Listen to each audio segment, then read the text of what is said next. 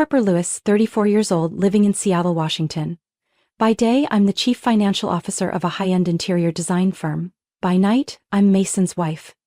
The college boyfriend I once believed was the love of my life. We had been together for 11 years, married for 6. There was a time I thought nothing could ever break the bond between us. But sometimes, the beginning of the end isn't a blowout fight or some earth-shattering betrayal. It's just a text preview on a locked screen. That morning, like any other, I got up earlier than Mason. While brushing my teeth in the bathroom, I saw his iPhone light up on the sink. A message popped up from a name I didn't recognize. Can't wait for the weekend, the cabin, wine, and that pink lace set. I'm counting the hours. I froze. Not because the message was bold, but because it was real. I stood there, toothbrush in hand, foam dissolving in my mouth, feet cold against the tile. Behind the frosted glass door, I could hear water running down my husband's back as he showered, getting ready for work like it was any other day. And me? I couldn't take my eyes off the screen as it faded to black. I didn't unlock the phone. I didn't need to. In that moment, what I felt wasn't shock, it was confirmation. I had suspected it for a while. Lately, Mason had been pulling the last-minute business trip excuse, leaving me alone in the once cozy house on empty weekends. He'd started bringing his phone into the shower, something he never used to do. His laptop had a new password, and those eyes that once looked at me with warmth now only glanced past me, like I was a painting on the wall he'd long grown tired of. I used to tell myself, "Don't be paranoid, Harper. Everyone gets tired after all these years. Don't make a scene over a look." But now, I just wanted to go back in time and tell myself, stop being stupid. I washed my face, dried my hands, and did my makeup like always. My hands didn't tremble. Instead, I felt a strange emptiness, as if I had just stepped out of my own life and was watching it from the outside. When I walked out of the bathroom, I saw Mason standing in front of the bedroom mirror tying his tie. He glanced at me and smiled, just like every other morning. Maybe he hadn't realized that everything had changed the moment I read that message on his phone screen. "This weekend, I have a client seminar in Portland," he said, adjusting his collar. "I'll be home late on Sunday." I nodded. "Don't forget to bring a thick coat." "It gets cold at night there," I replied, my voice flat without emotion. I didn't ask about the message. I didn't ask who was counting the hours. I didn't want to interrupt the carefully scripted act he'd put so much effort into. Because in my mind, something else had already begun to take shape. And I wouldn't say a single word until it was finished. Mason always slept like a rock after his Thursday night tennis and 2 whiskeys. I knew that as well as I knew his fingerprint on his right index finger. That night, once Mason had passed out, the scent of whiskey and shampoo still hanging in the air, I quietly took his phone, gently tilted his hand onto the sensor. Click. The screen lit up. A chill crept down my spine, like the winter wind off the lake by the cabin where he once promised to build a balcony for us. The message about the pink lace set was just the surface. What I found was an entire secret life he'd been living, one I had no idea about. Her name was Claire Donovan, not some naive 20-something. Claire was a sales rep for a medical device company, about 38 years old, living in Tacoma. She had sharp wit, experience, and more importantly, she was married. His name came up in an older message. "Tyler will be in San Jose all week. The cabin's all ours." Tyler Donovan, her husband. I quietly Googled him, typed in his name, and there it was. His LinkedIn profile. Tyler Donovan, 41 years old, high-end residential architect specializing in sustainable spaces, with his own firm in Bellevue. His profile picture showed a tall man, light stubble, and a tired but kind smile. I didn't sleep that night. Each message felt like a blade slicing through old memories. Every time Mason said he was going to a training in Portland. Every night I sat alone reviewing files with only the dishwasher humming in the background. The next morning I sat in front of my computer, writing and rewriting a message at least 15 times before finally sending it. "Hi Tyler, this is Harper Lewis. I believe my husband, Mason Lewis, and your wife, Claire Donovan, are having an affair. If you're open to a conversation, I can share evidence. My number is 20655557321. My palms were soaked with sweat the moment I hit send. 3 hours later, my phone rang. His voice was deep and strangely calm, but there was a subtle tremor beneath it. Is this some kind of joke? I wish it were, I replied, my throat dry. I have texts, photos, and their weekend plans at the Chelan Lake cabin. A pause. What do you want to do? He asked after a long silence. I gripped the phone tighter, then spoke slowly. Would you want to meet them there with me? Before they uncork the wine or take off their coats? Tyler didn't answer right away, then finally a long breath. Okay, let's meet first. I want to see what you know. We agreed to meet Saturday morning at a small cafe in Ellensburg, halfway between Seattle and Chelan. I arrived early, sitting in a corner booth facing the parking lot, and it took just one heartbeat to recognize Tyler when he walked in. Tall frame, light brown coat, and a stride that carried the weight of winter behind it. He sat down without small talk. I placed my phone on the table, opened the message thread between Mason and Claire, and handed it to him. With every swipe of the screen, I saw his hand tighten. When he reached the photo Claire had sent, her toes on the hardwood floor of the cabin, a floor he instantly recognized as his own design. He leaned back, eyes shut. I thought it was just work, just distance, he murmured. She never wanted to see a counselor, now I know why. After nearly an hour of conversation, Tyler said, I still have a spare key to the cabin. Claire doesn't know I kept it. I nodded. Mason thinks I'm on a business trip in Spokane this weekend. He has no idea I'm anywhere near here. Then? We'll get there first, he said, looking directly at me. But no yelling, no drama. Just let them see us. And the truth. I tightened my grip on the coffee mug and nodded.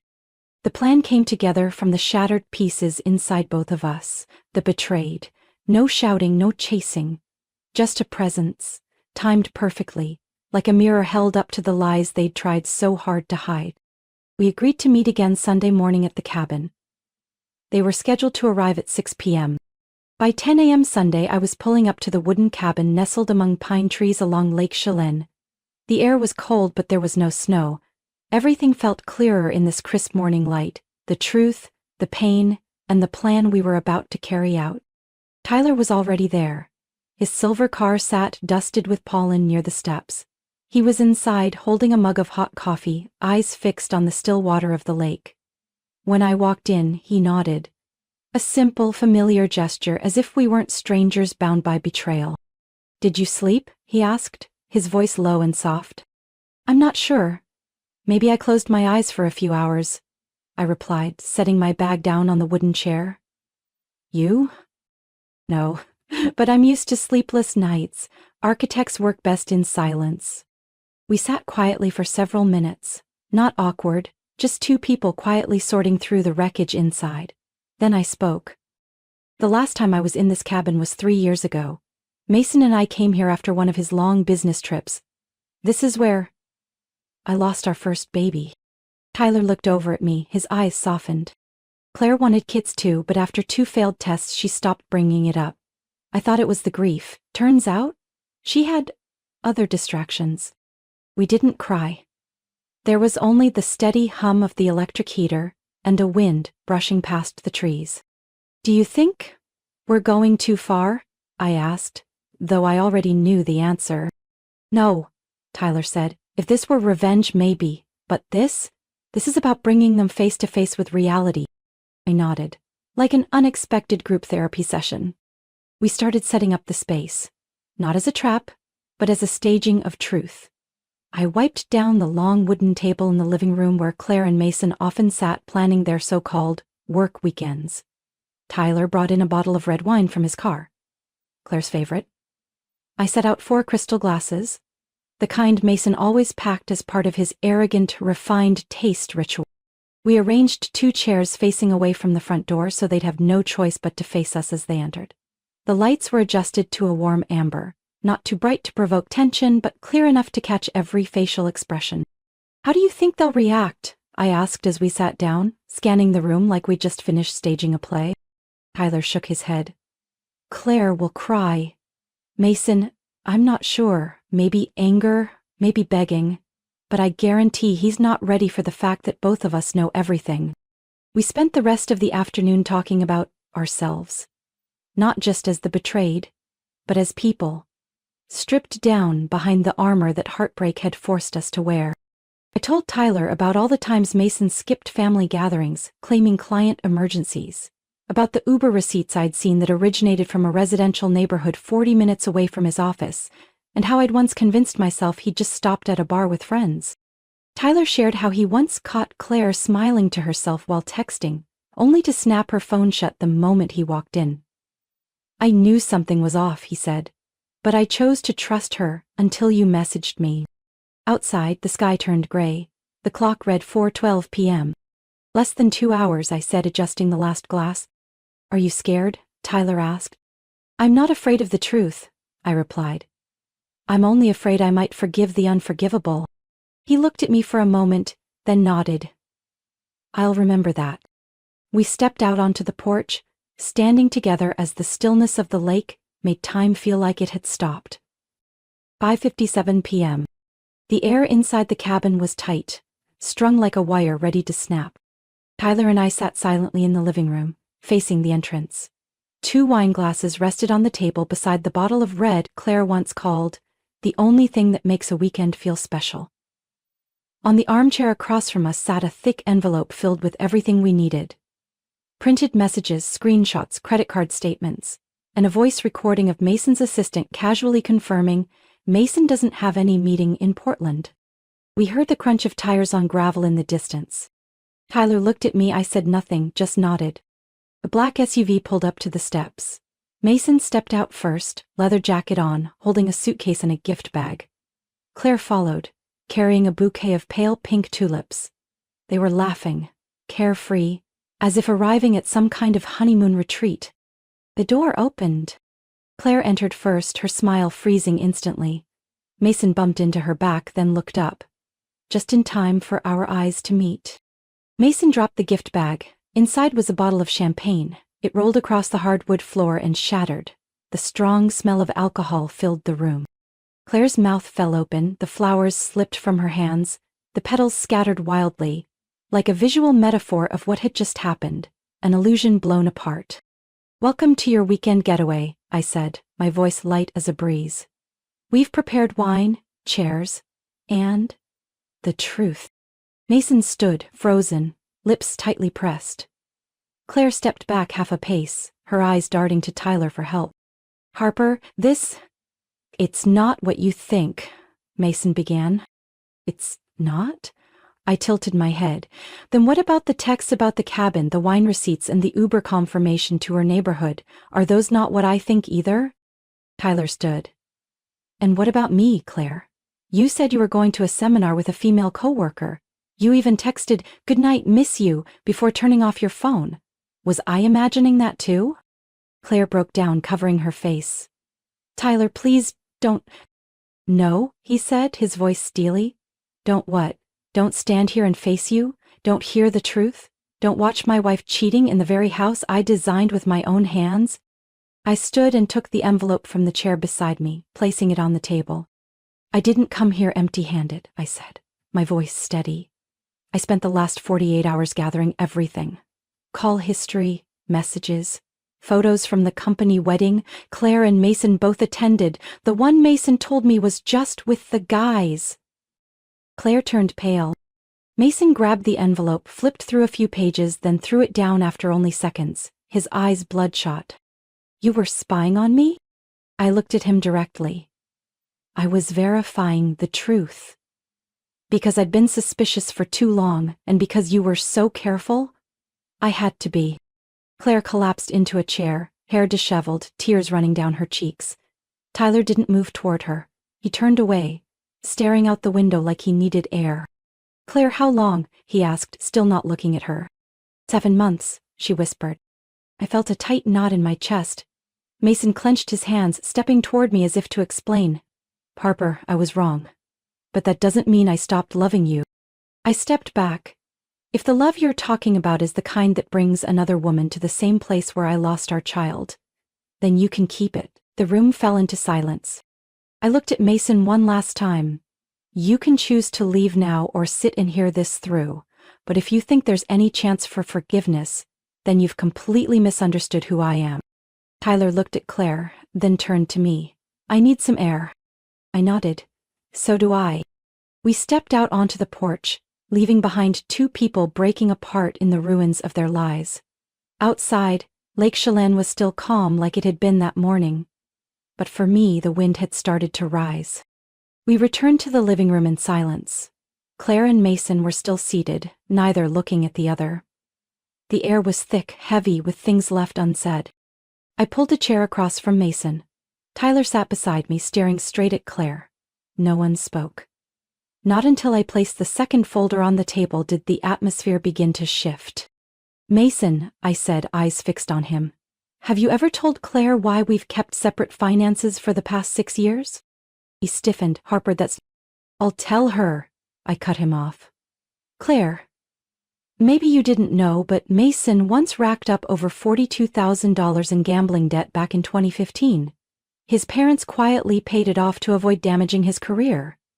After that, I had to keep separate accounts, not because of distrust, but because I saw firsthand how much he could hide." Claire turned to Mason, stunned. "You never told me that." "Because it has nothing to do with what's happening today," Mason snapped. "Doesn't it?" I tilted my head. Eyes locked on him. "You cheated on me and tried to justify it by saying I was too busy, too cold. But you forgot to tell your mistress that I've been the one carrying the financial load, paying this cabin's mortgage every month, while you were lying and playing cards with your old friends in Tacoma." Mason lowered his head, saying nothing. Tyler now turned to Claire. "And you? You told me the bank delayed the roof repair loan, but the truth is, you transferred nearly $10,000 to a rehab center in Spokane. The recipient? Jackson Donovan. That's your brother, right?" Claire looked overwhelmed, her face pale. "I didn't want you to worry." "No," Tyler said, voice steady but cold. "You didn't want to share the truth. You've been living 2 lives, one with me, one with Mason. And the worst part is, both were built on secrets." The room fell silent. I nodded slightly, then said, "This is the only thing you two have in common. You've never been honest with either of us, and even with each other it's just polished versions of yourselves." Claire burst into tears. "I never meant for it to go this far." "But you let it," I replied. "I don't know what hurts more, being betrayed or realizing the person who betrayed you doesn't even have the courage to admit they were wrong." Mason looked at me, eyes red. "I'm sorry, Harper. Truly sorry." I looked back at him and said calmly, "Sorry doesn't change the truth. And love, if it ever existed, can't save a marriage that's rotted from the roots." Tyler stood up, no longer angry, just exhausted. "Claire," he said, "do you know what hurts the most? It's that you never once considered telling me the truth, that you thought I wasn't worthy of being trusted with what you were carrying." Claire said nothing, her face drenched in tears. I stood as well. "I didn't come here to get love back. I came here to reclaim the truth. And the truth is, Mason, you don't love me. You love the validation of being admired. Claire, you don't love Tyler. You love the feeling of escaping a life you didn't have the courage to face." I looked at both of them one last time, then said slowly, "Love isn't enough. Trust, respect, and honesty are the foundation of any real relationship. Without those, love is just a beautiful illusion." Just as I finished, Claire suddenly stood, her hand gripping the edge of the chair. Her eyes were red, not just with shame but something else. A mix of fear and confusion. "There's something I haven't said," she said, voice shaking. Tyler turned to her, brow furrowed. "Again?" Claire swallowed hard, her eyes briefly flicking to Mason, then landing on me. I am pregnant." The living room went completely still. The ticking of the wooden wall clock echoed loudly, each second slicing through the air. Mason jumped up. What did you say? Claire nodded, lips trembling. I know it's not the right time, but I found out just last week. I was going to tell Mason this weekend, at the cabin, but Tyler stood frozen, his voice barely above a whisper. Is the baby mine? Claire turned to him, eyes glistening. Yes, I'm sure. Mason and I always used protection. I went numb. For a few seconds my mind went blank, then quickly flooded with a storm of emotion. No one had prepared for this. No one expected that a confrontation would be overturned by the arrival of an unborn life. Mason stared at Claire wide-eyed. You're saying you're pregnant with his child? Don't call him his, Claire snapped, showing the first hint of composure since she entered. I was wrong to cheat, but at least I never lied to you about how I felt. Tyler turned away, fists clenched. I looked at Mason. He couldn't speak. His furious expression shifted to something unrecognizable. Shock? Humiliation? Or just complete emptiness? I took a deep breath and stood. Looks like we've all had enough for today, I said, my eyes still locked on Mason. And since everything is out in the open, I won't drag this out. I opened my bag and pulled out a small folder, placing it on the table next to him. This is the divorce petition and all the financial documentation I've prepared. I've transferred our joint assets into a separate account, legally. Everything's been verified by my attorney. I have nothing to hide. Mason still didn't respond. You can review it or refuse to sign it right now, but I'm not changing my decision. Claire sat back down, instinctively holding her stomach. Tyler turned to her, voice low but controlled. I'll need time to process all of this, but if you're keeping the baby, I'll take responsibility. The child isn't at fault. Claire nodded, choking back tears. I know. And thank you for still being able to say that. I looked at them both, then turned to Mason. I don't know if you still have something to say, but if you do, now's the time. He raised his head, eyes red and weary. Harper, all of this, it's not worth ending everything over. We had so many good things. You're right, I nodded. We had so many good things. But the fact that you chose to trade it all away for some vague emotional thrill with someone who's not even honest with her own husband means I have to protect the rest of my life. Tyler stood, polite but firm. I'll head to the car. Harper, if you need anything after this, call me. I think we still have a few conversations left to finish. I nodded, grateful for his calm presence. Claire stepped toward me, hesitant. I know I have no right to apologize, but I truly never thought it would go this far. I looked directly at her, my eyes no longer angry, just clear. The most dangerous people aren't the obviously bad ones. They're the ones who keep telling themselves they're good even while they're lying. She froze for a moment, then turned away. I picked up the folder, pulled a pen from my coat pocket and signed the bottom left corner of each page. When I put the pen down, I felt lighter than I had in years. Lighter because I no longer had to hold together a marriage that had already rotted. Lighter because I no longer had to pretend to trust someone who didn't deserve it. I looked up at Mason, the man who had once been my entire youth, the dream of a family I used to believe in. Good luck, I said. You're going to need more than that. Tyler and I left the cabin around 9 p.m. Inside, Mason sat motionless in his chair, and Claire curled in the corner of the room, holding her stomach like the only thing left to cling to was the life she had just admitted was growing inside her. No one saw us out. No one needed to. We walked in silence, the crunch of dried leaves underfoot reminding us that a chapter had officially closed. Tyler opened the car door for me, then got into the driver's seat. Before starting the engine, he glanced over and asked softly, "Do you want to eat something? I know a little place in downtown Chelan that stays open late. Nothing fancy, but their chicken soup's pretty decent." I laughed. A hoarse, unexpected laugh, but a real one. Yeah, let's eat. I'm starving. We sat side by side in a small diner, the warm yellow light casting a gentle glow over the old wooden table. Neither of us tried to analyze what had just happened. Instead, we talked about quieter things, like how Tyler once considered quitting architecture to go to pastry school, or how I had dreamed of opening a bookstore cafe in Santa Barbara, but let it go after Mason called the idea unrealistic. After dinner, we said goodbye with a light handshake and a silent nod. We didn't become lovers. But that night, I knew I had gained something even more grounding. A friend. Someone who had walked with me through the darkest night. 6 months later, I stood on the balcony of my small beach house in Port Townsend, holding a cup of hot tea, watching the waves crash against the shore. The divorce had been finalized in less than 2 months thanks to my meticulous preparation. Documents, evidence, and clearly defined assets. Mason didn't fight it, maybe because he knew the longer it dragged out, the more he stood to lose.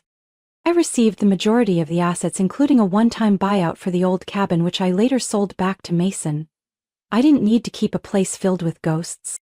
Mason lost his promotion opportunity at the financial firm.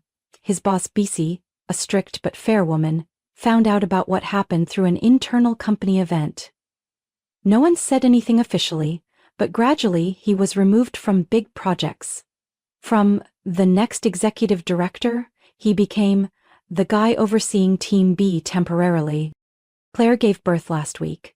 Tyler texted me, "Baby's here, healthy, a girl. Emotions are all over the place, but we're trying." Attached was a photo. A tiny hand wrapped around Claire's finger, and Tyler looking into the camera with a softness I'd never seen before.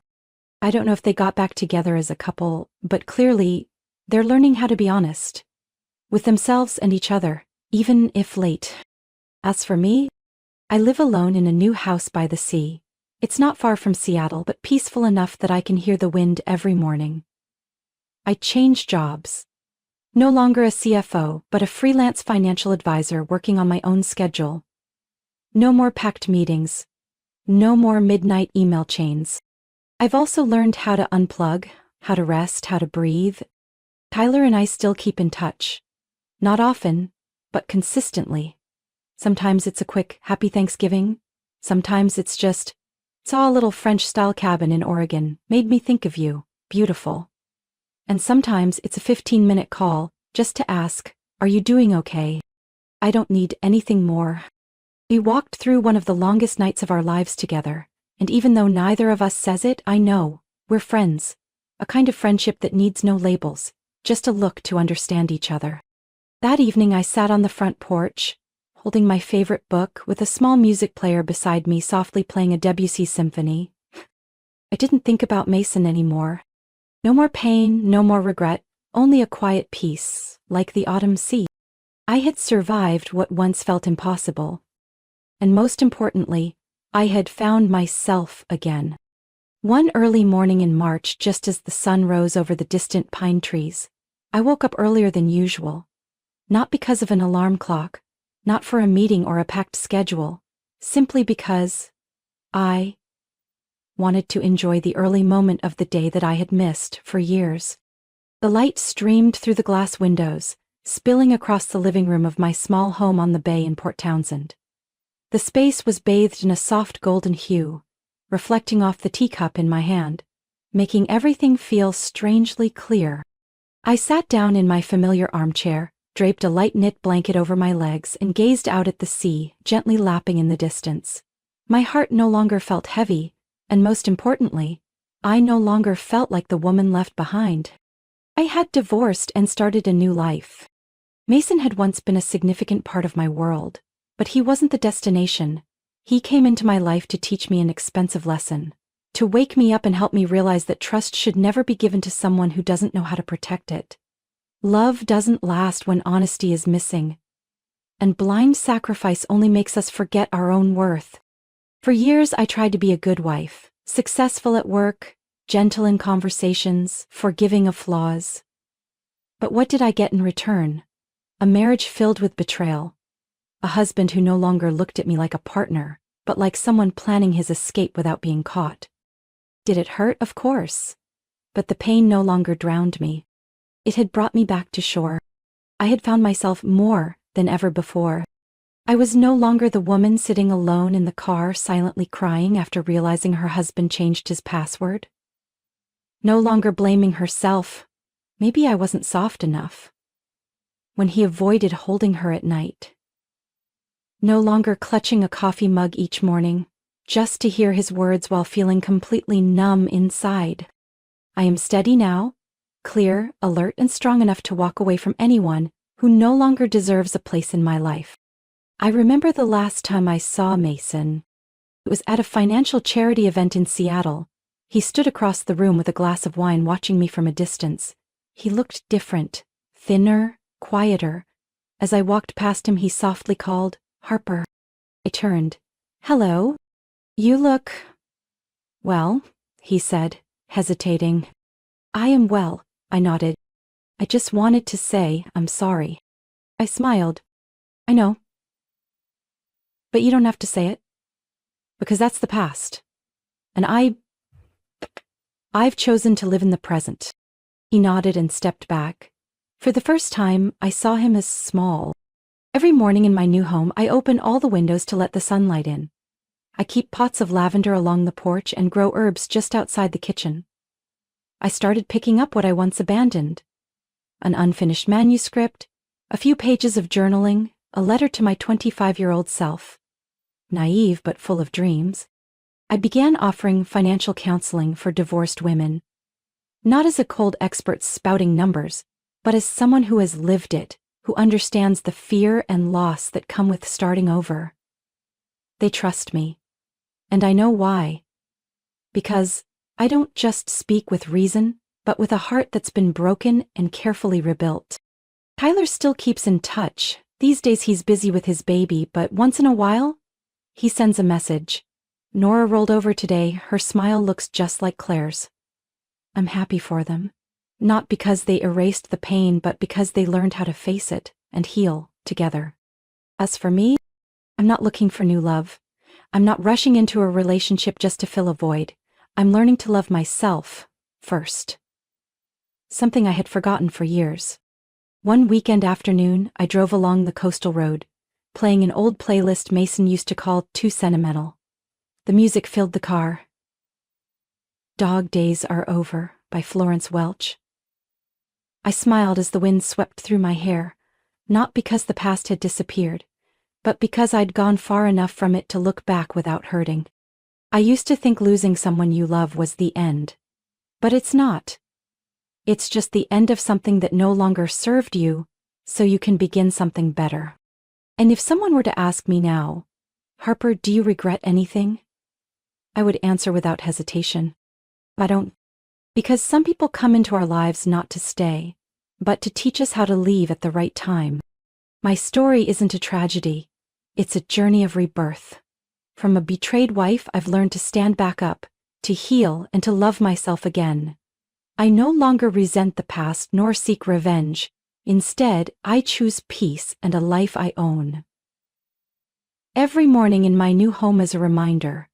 Sometimes, loss clears the way for something better. And I'm grateful I had the courage to walk away when it mattered most. What do you think of Harper's journey? If it were you, would you forgive or walk away like she did? Share your thoughts below, and don't forget to follow the channel for more meaningful stories about love, family, and life.